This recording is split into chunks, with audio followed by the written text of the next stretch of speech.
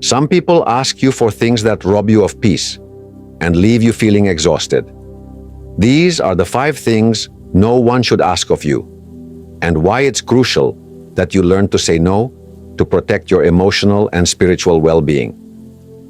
Sometimes the people closest to us ask for favors that, instead of being acts of love or support, become disguised emotional manipulations. These requests may seem small, but have a great impact on our energy, time, and mental peace. Our perception of reality is directly linked to our ability to establish clear boundaries. Has it happened to you that someone asks you to solve their problems as if they were yours? This is like carrying a backpack full of stones that don't belong to you. Each person is responsible for their own reality, and when you take on others' burdens, you wear out your own emotional rope. Imagine a rope. If you stretch it too much, it breaks. Don't allow others to use you as their rescue rope. But how do you stop taking on responsibilities that aren't yours? How do you free yourself from that heavy backpack that others have placed on you? Many times we assume others' responsibilities because we feel guilty if we don't. Have they made you believe you're selfish for not helping? It's important to recognize that guilt is a tool of emotional manipulation. Ask yourself, am I really agreeing to solve this? Or do I feel pressured for fear of disappointing someone? The answer will give you clarity. Saying no doesn't make you a bad person. It makes you a person conscious of your limits. Practice phrases like, I understand your situation, but I can't help you with this. Or, this is a problem you must solve yourself. Don't feel obligated to give long explanations. A clear and respectful no is enough. Boundaries are like fences that protect your emotional garden. Define what you're willing to do and what you're not. For example, if someone always asks you to solve their financial problems, you can say, I'm willing to listen and give you advice. People want something external money and unrelated to them to solve their difficulties. But they don't realize that they are fully responsible for making that change. If someone always solves it for them, they always depend on others, and that means not having control over their own life. The uncomfortable strengthens, the comfortable weakens. Boundaries aren't to push people away, but to protect your well-being. Helping is offering support when someone is doing their part. Rescuing is doing everything for them without them doing anything. If you're always rescuing someone, you're preventing them from learning to solve their own problems. Ask yourself if you're helping or making this person dependent on you. It's normal to want to help those we love, but you can't carry their emotions as if they were yours.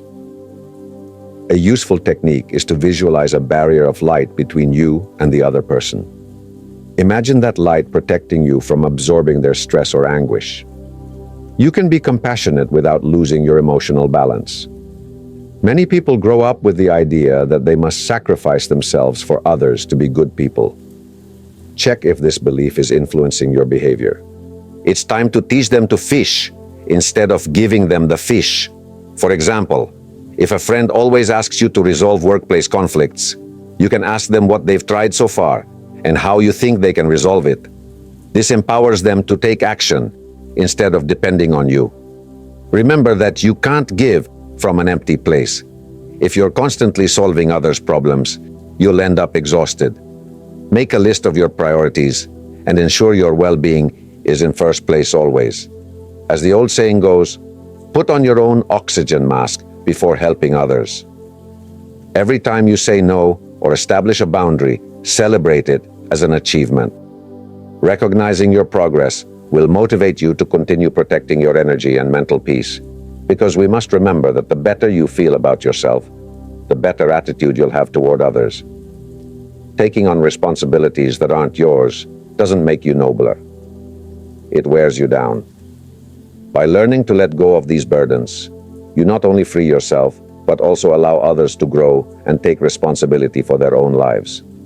As Jacobo Greenberg said, true consciousness begins when you take control of your reality, and that includes knowing which burdens are yours and which are not. The second thing is lending money without real justification. Money is one of the most common emotional traps. Many times people use empathy to manipulate you and make you feel guilty if you don't agree. But here's the key. Helping is noble, but allowing others to take advantage of you is not. Greenberg reminded us that the energy you give should be in balance with what you receive. If you lend, do it from abundance, not obligation. However, how can you avoid falling into this emotional trap? How can you protect your financial and emotional well-being without feeling guilty? Here are some changes in attitude and thinking necessary for you to manage these situations in the best possible way. Before lending money, ask yourself key questions. Does this person really need help, or are they abusing my generosity? And do I have the means to lend this money without affecting my finances? If the answer to the second question is no, it's a clear sign that you shouldn't do it. If you decide to lend money, make it clear that it's a loan, not a gift. You can say something like, "I can help you, but I need you to return the money in X time." This not only protects your pocket, but also establishes a healthy boundary. Saying no doesn't make you selfish. It makes you responsible. Don't feel obligated to give detailed explanations. Your financial well-being is as important as others. If you can't or don't want to lend money but still want to help, offer other forms of support. For example, "I can't lend you money, but I can help you look for job options," or "I can accompany you to seek financial advice." This shows that you care without compromising your resources. If someone constantly asks you for money, they may be depending on you instead of solving their own problems. In these cases, it's important to break the cycle. Money can ruin friendships and family relationships.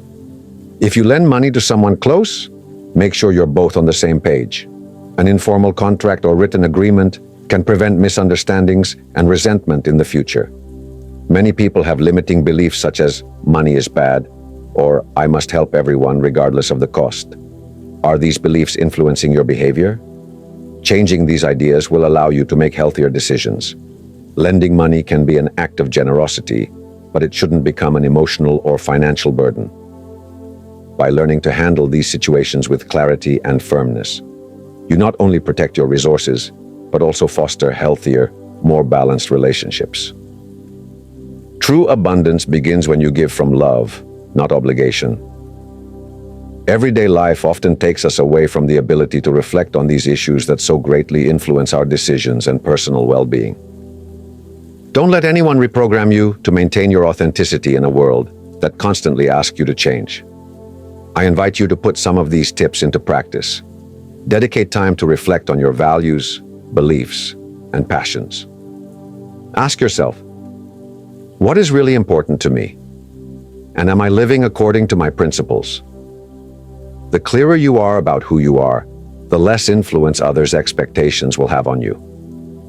Saying no is not selfishness. It's a way of respecting yourself. You are the owner of your life. And remember Brené Brown's phrase, when you stop living your life based on what others expect of you, you begin to live the life you truly desire. Don't change your essence for anyone. Your authenticity is your power.